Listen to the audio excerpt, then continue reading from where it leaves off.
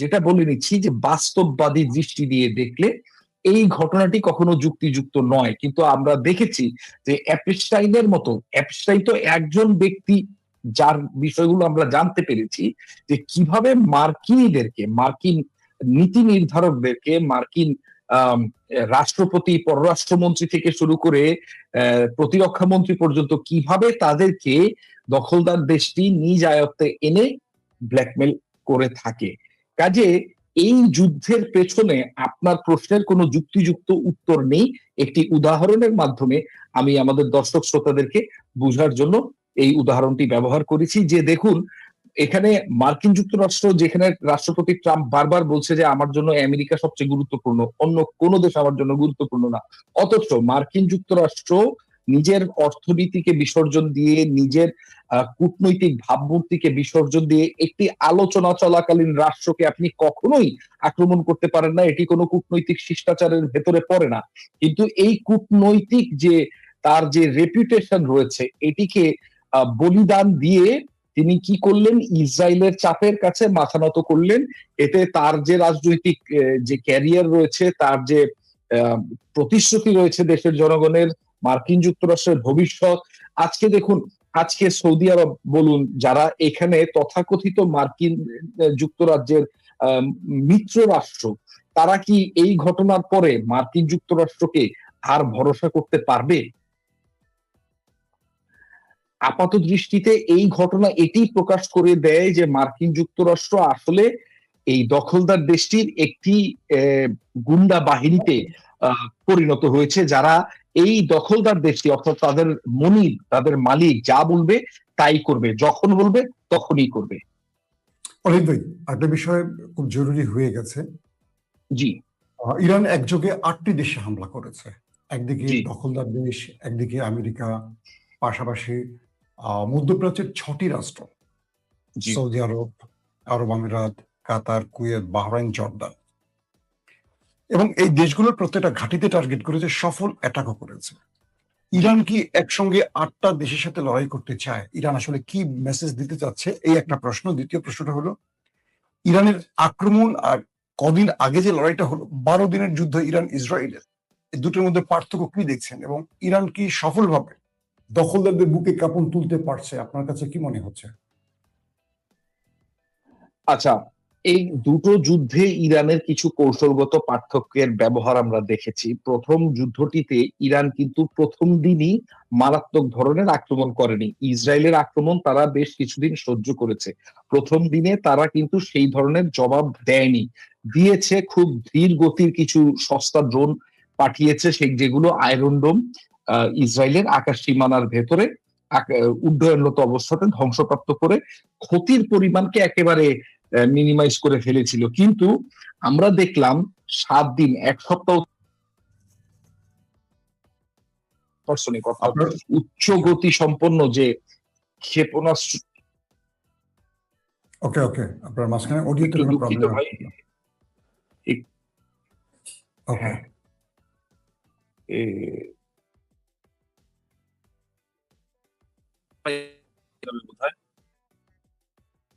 শুনতে পাচ্ছেন আমাকে? হ্যাঁ, আমি শুনতে পাচ্ছি। বলছিলাম যে প্রথমত ইরান এর আগে যেরকম তারা 7 দিন ধৈর্য ধরে 8ম দিনে এসে সুপারসনিক, হাইপারসনিক ক্ষেপণাস্ত্র দিয়ে পুঙ্খানুপুঙ্খ আঘাত করেছে আপনার নেভাটিমিয়ার বেজে, এবং সেখানে তাদের যে গবেষণা কেন্দ্র ছিল এবং যে 4টি গুরুত্বপূর্ণ দালান রয়েছে তেল আভিভে, এই যে আপনার সামরিক হেডকোয়ার্টার যেটি দখলদার দেশটি,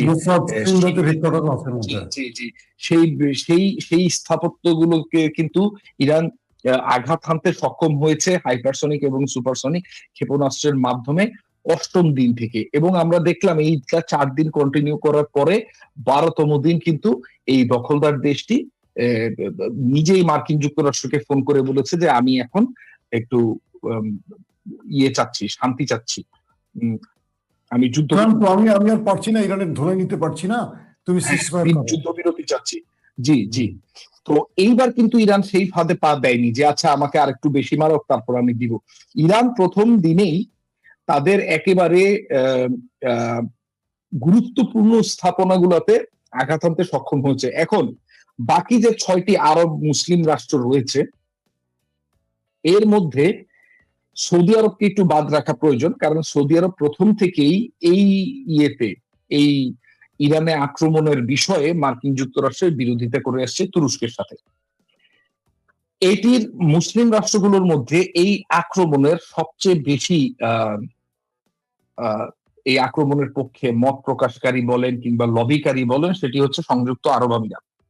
মানে দখলদার দেশটির পরে যদি কোনো রাষ্ট্র এই আক্রমণের জন্য আমেরিকাকে চাপ দিয়ে থাকে, সেটি হচ্ছে সংযুক্ত আরব আমিরাত।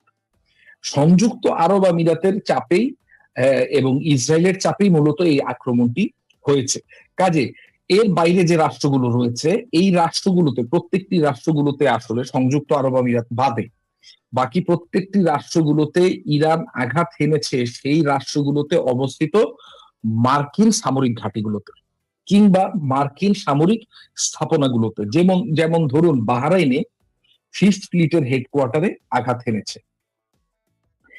একই সাথে কাতারে বা সংযুক্ত আরব আমিরাতে মার্কিন যুক্তরাষ্ট্রের মার্কিন সামরিক বাহিনীর যে রাডার সিস্টেম গুলো ছিল, সেই রাডার সিস্টেম গুলোকে, যেগুলো হচ্ছে 5 থেকে 5,000 কিলোমিটার সার্ভেইলেন্স করতে সক্ষম, অর্থাৎ নজরদারি করতে সক্ষম, 5,000 কিলোমিটার দূরবর্তী যে কোনো লক্ষ্যবস্তুর উপরে কিংবা যে কোনো ভৌগোলিক অঞ্চলের উপরে, সেই নেটওয়ার্কটিকে আজকে ইরান কিন্তু ক্ষতিগ্রস্ত করতে সফল হয়েছে। কাজে এটি ইরানের কৌশলগত পরিবর্তন, এবং এটি কিন্তু একই সাথে মার্কিন যুক্তরাষ্ট্র সহ দখলদার দেশটির কাছে একটি গভীর মেসেজ প্রেরণ করে যে দেখো, তোমরা কিন্তু এখন, আমি তোমাদের সবকিছু দেখবো, তোমরা কিন্তু আমার সবকিছু দেখতে পারবা না। আচ্ছা, দ্বিতীয় বিষয়টি হচ্ছে যেটি আজকেই কিন্তু যুদ্ধের প্রথম দিনই কিন্তু তারা তেল আভিভে এবং হাইফাতে আক্রমণ করেছে। তারা এটিও এই দখলদার দেশটিকে মেসেজ দিতে চাচ্ছে যে দেখো, তোমাদের যে বন্দর শহরগুলো রয়েছে এবং তোমাদের যে স্পর্শকাতর কৌশলগত স্থাপনাগুলো রয়েছে, আমি সেগুলোতে পুঙ্খানুপুঙ্খ আঘাত আনতে সক্ষম। এখন তারা কি করছে, এই যে সন্ধ্যার পরে ইরানের যেটি কৌশল, সন্ধ্যার পরে তারা ধীর গতি সম্পন্ন ওই ড্রোনগুলো আবার প্রেরণ করছে ইসরায়েলে, যাতে করে ইসরায়েলের আকাশ প্রতিরক্ষা ব্যবস্থা, মার্কিন আকাশ প্রতিরক্ষা ব্যবস্থা তাদের ওই উচ্চ মূল্য বিশিষ্ট ক্ষেপণাস্ত্রগুলো দিয়ে এগুলোকে ধ্বংস করে। কারণ একটি তাদের যে শাহেদ ড্রোন, এই শাহেদ ড্রোনের দাম ধরেন আপনার 75 থেকে $1,00,000, কিন্তু একটি এই যে ক্ষেপণাস্ত্র, যেটি দিয়ে আয়রন ডোমের ক্ষেপণাস্ত্র বা আকাশ প্রতিরক্ষা ব্যবস্থা যে ক্ষেপণাস্ত্রগুলো, এগুলোর এক একটা $1 মিলিয়ন বা $10 লাখ থেকে শুরু হয়। কাজে এই যুদ্ধে কিন্তু ইরান অত্যন্ত কৌশলগত অবস্থান থেকে শক্তিশালী একটি রণনীতি অনুসরণ করছে বলে আমি মনে করি। এর বাইরে এর সাথে যুক্ত হয়েছে এবার চীন উদ্ভাবিত স্যাটেলাইট ব্যবস্থা, যেটির মাধ্যমে ইরান কিন্তু আরো বেশি পুঙ্খানুপুঙ্খভাবে লক্ষ্যবস্তুকে আঘাত আনতে সক্ষম হচ্ছে, যেটি আগের 12 দিনের সময় ছিল না। এর মধ্যে মাসুম মাহবুব ভাই, যদিও এই তথ্যটি যাচাই বাছাই করার প্রয়োজনীয়তা রাখে, এখন যে তথ্যটি আপনার সাথে এবং দর্শকদের সাথে শেয়ার করব, সেটি হচ্ছে আমি একটি ভিডিও দেখেছি। ইরানের আকাশ সীমানার ভিতরে একটি ইসরায়েলি বিমান অথবা ড্রোন ইরানি একটি Su-27 ফাইটার জেট ভূপাতিত করেছে রাশিয়ান ক্ষেপণাস্ত্র ব্যবহার করে। এর সাথে চীনের আকাশ প্রতিরক্ষা ব্যবস্থা এবং চীনের আকাশ থেকে আকাশে নিক্ষেপকারী ক্ষেপণাস্ত্র, যেগুলো কিন্তু এই ভারতের সাথে পাকিস্তানের যুদ্ধের সময় মে মাসে যেটি হয়ে গেল 2025 সালে, সেই যুদ্ধের সময় এই দূরপাল্লার ক্ষেপণাস্ত্রগুলো কিন্তু পাকিস্তানের বেশ কাজে এসেছিল, এবং এগুলো কিন্তু পশ্চিমা প্রযুক্তির বিরুদ্ধেই কাজে এসেছিল। এই যে রাফায়েল, যেটি একটি পশ্চিমা প্রযুক্তি, এগুলোর বিরুদ্ধে কাজে F-15 কে যদি ভূপাতিত করতে সক্ষম হয়, এটি দখলদার দেশটির জন্য একটি অত্যন্ত কি বলবো, দুঃখের বিষয় হবে, এবং ইরানের জন্য একটি অত্যন্ত অনুপ্রেরণার কারণ হবে। কারণ এই ফাইটার জেট F-15, এটিকে বলা হয় পৃথিবীর সবচেয়ে সফলতম যুদ্ধ বিমান। F-15, তারপরে হচ্ছে F-16, এবং ইসরায়েল এই দুটো যুদ্ধ বিমানই ব্যবহার করে। চায়নার এই স্যাটেলাইট সার্ভেইলেন্স সিস্টেম বা রেকনিসান্স, অর্থাৎ নজরদারি যে ব্যবস্থাপনাগুলো ইরানের হাতে এসে পৌঁছেছে, এর কারণে কিন্তু আসলে মার্কিন যুক্তরাষ্ট্র এবং এই অঞ্চলে যে তার মিত্র গুলো রয়েছে যারা দখলদার দেশটির অস্তিত্ব রক্ষায় বিভিন্নভাবে সহযোগিতা করেছে, এই দেশগুলোর জন্য একটি হুমকি স্বরূপ হয়ে দাঁড়াবে বলে আমি মনে করি। মাসুম ভাই। অলিভ ভাই, এখন ধরেন আমেরিকা যে টার্গেট গুলোতে হিট করছে বা ইসরায়েল যে করছে, এখানে মুসলিম দেশগুলোর সাহায্যের কিছু খবর আপনি দিলেন। আমেরিকা কি তার সবচেয়ে বড় অহংকারের যেই যুদ্ধজাল আব্রাহাম লিঙ্কন ব্যবহার করেছে, বা ইরান আব্রাহাম লিঙ্কনকে যদি ডোবাতে চায়, ইরানের কাছে আসলে কি প্রযুক্তি আছে? আমার দর্শকরা জানতে চেয়েছে আব্রাহাম লিঙ্কনের খবর কি, এইরকম কি কি থাকতে পারে?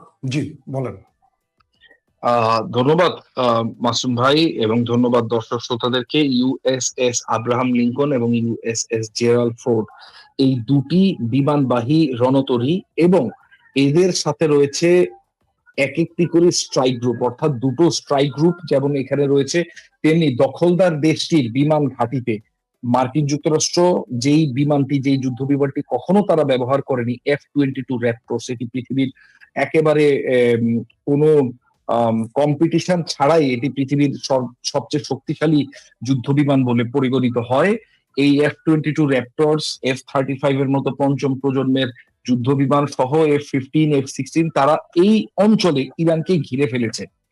আমি একটি কথা বলতে চাই, সেটি হচ্ছে যদি ইরাকের ভেতর দিয়ে ইরানে, যেমন আমি যেটি শুনেছি যে সিরিয়ার যে কুর্দি বাহিনীরা ছিল যারা তুরস্কের বিরুদ্ধে দীর্ঘদিন যুদ্ধ করেছে, এবং তুরস্ক এই বিষয়ে ইরানের সহযোগিতা চেয়েও সেই সময় পায়নি, এই প্রশিক্ষিত এবং সুসজ্জিত কুর্দি বাহিনীর একটি অংশ ইরাকে সরিয়ে নিয়ে যাওয়া হয়েছে, এবং তাদেরকে ইরাক এবং ইরান বর্ডারে মোতায়েন করা হচ্ছে, এবং সেই সাথে তাদের হাতে যে দায়েশ যোদ্ধারা বন্দী ছিল, যে আইএস যোদ্ধারা বন্দী ছিল, সেই আইএস দেরকে পুনরায় সেখানে নিয়ে যাওয়া হচ্ছে ইরানের সীমান্তে। এর সাথে ইরানের ভেতরে একটি সাইবার যুদ্ধের প্রচেষ্টা দখলদার দেশটি করে যাচ্ছে। তার সাথে ইরানের ভেতরে অবস্থিত যত ফিফথ কলামিস্ট সেলগুলো রয়েছে তাদেরকে একই সাথে জাগ্রত করার একটি চেষ্টা করবে, অর্থাৎ ভেতর থেকে এবং চতুর্পাশ থেকে ইরানকে এবং ইরানের যে শাসন ব্যবস্থা রয়েছে এটিকে ধ্বংস করার একটি মারণ কামড় মার্কিন যুক্তরাষ্ট্র এবং দখলদার দেশটি একসাথে দেওয়া চেষ্টা করবে। ইরানের ভেতর থেকে যদি কোনো কিছু করা না হয় বা না যায়, তাহলে বাইরে থেকে যত চেষ্টাই করুক না কেন, আমার মনে হয় এই যুদ্ধ যদি দীর্ঘায়িত করতে চান রাষ্ট্রপতি ডোনাল্ড ট্রাম্প, এটি আমেরিকান সাম্রাজ্যের কবরস্থানে পরিণত হবে। তার কারণ 4000 বছরের ইরানের ইতিহাসে শুধুমাত্র একটি শক্তি ইরানকে পরাজিত করতে পেরেছিল, সেটি হচ্ছে সাহাবাদের নেতৃত্বে মুসলিম শক্তি, যেটির নেতৃত্বে ছিলেন সাইয়েদনা খালিদ ইবনুল ওয়ালিদ, এবং পরবর্তীতে আনাস বিন মালিক, উবাইদা বিন জাররার মতো বড় বড় সিপাহী, যারা শুধু যুদ্ধ কৌশলই না, একই সাথে স্পিরিচুয়ালি অনেক উচ্চতর ব্যক্তিবর্গ ছিলেন, এবং যারা এই পারস্যের যে অহংকার এটিকে দলিত করতে পেরেছেন। সেই দিন থেকে আজ পর্যন্ত ইরানকে কেউ কলোনাইজ করতে পারেনি, কেউ ইরানকে দখল করতে পারেনি, কিংবা ইরানের উপরে কিছু চাপিয়ে দিতে পারেনি। হ্যাঁ, পেরেছিল, সেটি হচ্ছে ইরানের নিজেদের ভেতরে কিছু গাদ্দার, এই যে শাহ বা রাজ পরিবার, এরা ইরানের যে শাহ এবং তার পরিবার ছিল এরা, এর বাইরে ইরানের মতো একটি তার ভৌগোলিক অঞ্চলটা এমন একটি অবস্থানে রয়েছে যে এখানে বাইরে থেকে এসে দখলদারিত্ব করাটা খুব কঠিন। আপনি একটু বোমা টোমা মেরে চলে যেতে পারবেন। হ্যাঁ, আপনি দেখেছেন যে এই যে এখন তারাই বলছে, এই যে জাতিসংঘের পারমাণবিক কমিশনের যে পণ্ডিতরা রয়েছেন তারাই বলছেন যে ইরানে এর আগে যে হামলাগুলো চালিয়েছিল এতে আসলে ইরানের যে পারমাণবিক প্রচেষ্টা রয়েছে বা পারমাণবিক ভান্ডার রয়েছে এর কোনো ক্ষতি আসলে সাধন করতে তারা সক্ষম হয়নি। কাজে আমি মনে করি যে মার্কিন যুক্তরাষ্ট্রের এটি পুনর্বিবেচনা করা দরকার যে এই হামলা, এটিকে কি তারা আরো বিস্তৃত আকারে এবং আরো দীর্ঘায়িত আকারে করতে থাকবে ইরানের উপরে, নাকি না এটি তাড়াতাড়ি থামিয়ে আলোচনা টেবিলে তারা বসবে? হ্যাঁ, এখানে ইরানের কিছু কৌশলগত ভুলের কথা আমি বলবো বলেছিলাম, পরবর্তী সময় আমাদের এই অনুষ্ঠানে আমি বলবো। ধন্যবাদ মাস্টার। অনেক ভাই, আরেকটা ব্যাপার হলো যে ইরান খুব দ্রুত রিটালিয়েট করেছে, জবাব দিয়েছে আবার। এবং মজার বিষয় হলো যে ইরান আমেরিকাকে হুমকি দেওয়ার সময় বারবার একটা কথা বলতো যে যদি আমরা আক্রান্ত হই মধ্যপ্রাচ্যে মার্কিন ঘাঁটি একটাও রাখবো না। তারা সেই কথাটাও রাখছে, মানে একদম প্রথম দিন, প্রথম ঘন্টার মধ্যে তারা মধ্যপ্রাচ্যে থাকা মার্কিন প্রত্যেকটা ঘাঁটিকে হিট করেছে। দ্বিতীয় সাফল্য। 3 নম্বর, ইরানকে এবার সেইভাবে ইন্টারসেপ্ট করতে পারছে না দখলদাররা, আমরা দেখতে পাচ্ছি। পূর্বে ইরানের অনেক মিসাইল আটকাতে পারছে, এবার পারছে না। ইরান খুব টার্গেটে অ্যাটাক করছে। এখন পর্যন্ত যে অ্যাটাকগুলো হয়েছে, আপনি এই বৈচিত্র্য কি পেয়েছেন যে ইরান একটা যুদ্ধের প্রস্তুতি নিয়ে, মানে ইরান ইসরায়েলের যুদ্ধের পর ইরান কি কি পরিবর্তন করেছে, এই বিষয়টা খুব জরুরি। এবং ইরানের কাছে আর কি কি আছে যেগুলো দিয়ে আমেরিকা ইসরায়েলকে ইরান চমকে দিতে পারবে, সারপ্রাইজ দিতে পারবে। ইরানের মিসাইল ভান্ডারে আসলে আর কি কি আছে, এটা একটু জানার দরকার। ইরানের কাছে এখনো অব্যবহৃত অবস্থায় ব্যাপক পরিমাণ চায়নার কাছ থেকে আনা সুপারসনিক জাহাজ বিধ্বংসী ক্ষেপণাস্ত্র রয়েছে। আপনি যে জেরাল্ড ফোর্ড আর আব্রাহাম লিঙ্কনের কথা বলছিলেন এগুলোর উপর চালানোর জন্য, কিন্তু ইরান এখনো চালাচ্ছে না, কারণ হয়তো ইরানও চাচ্ছে যে মার্কিন যুক্তরাষ্ট্র যুদ্ধটা থামিয়ে দিক এবং আলোচনার টেবিলে ফিরে আসুক। কিন্তু এই মেসেজটি দখলদার রাষ্ট্রকে দিয়ে ইরান খুব ভালো একটি কাজ করেছে। এখনো আমি আপনার এই লাইভ অনুষ্ঠানে প্রবেশ করার আগে আমাদের ইরানে অলরেডি আমরা আজকে ডিপ্লয়মেন্ট করেছি, সেখান থেকে আমরা জানতে পেরেছি যে ইরানে এখনো আপনাদের সাংবাদিক ইরানে আছে, আপনাদের টিআরটি সাংবাদিক, জি, তার কাছ থেকে জেনেছেন। জি, আমাদের যে সূত্র রয়েছে তার অনুযায়ী আমি যেটি জানতে পেরেছি সেটি হচ্ছে যে ইরান এখনো কিন্তু ওই যে ধীর গতির কিন্তু দূরপাল্লার যে ড্রোন ড্রোনগুলো আত্মঘাতী ড্রোনগুলো, সেগুলো কিন্তু এখনো হামলা চালিয়ে যাচ্ছে দখলদার দেশটির উপরে। এতে করে কি হচ্ছে, দখলদার দেশটির যে আকাশ প্রতিরক্ষা ব্যবস্থা এটি টায়ার্ড হয়ে যাচ্ছে, এটি দুর্বল হয়ে যাচ্ছে। এটি তার যে এই যে $10 লক্ষ মূল্যের যে ক্ষেপণাস্ত্রগুলো, এই ক্ষেপণাস্ত্রগুলো $1 লক্ষ মূল্যের এই আত্মঘাতী ড্রোনগুলোকে ধ্বংস করবার কাজে অতি দ্রুত শেষ হয়ে যাচ্ছে। এটি একটি কৌশল ইরানের, খুব আমি মনে করি যে এটি একটি খুব চমৎকার একটি কৌশল অবলম্বন করছে। এর পাশাপাশি যে তারা এইটাও বলে যাচ্ছে যে আলোচনার টেবিলে তারা বসতে চায়, কিন্তু কোনো হামলা তাদের সার্বভৌমত্বের উপরে কোনো হামলা তারা বিনা জবাবে এবার ছেড়ে দিবে না। এর সাথে ইরানের অস্ত্র ভান্ডারে যুক্ত হয়েছে রাশিয়ার Su-27 ফাইটার জেট, যেটি আগে ছিল না। হ্যাঁ, তো এবং দূরপাল্লার আকাশ থেকে আকাশে নিক্ষেপকারী ক্ষেপণাস্ত্র, এর সাথে যুক্ত হয়েছে নতুন নতুন রাডার ব্যবস্থা, যার কারণে ইরান কিন্তু এখন আরো অনেক বেশি সচেতন। এটিকে যুদ্ধের ভাষায় সিচুয়েশনাল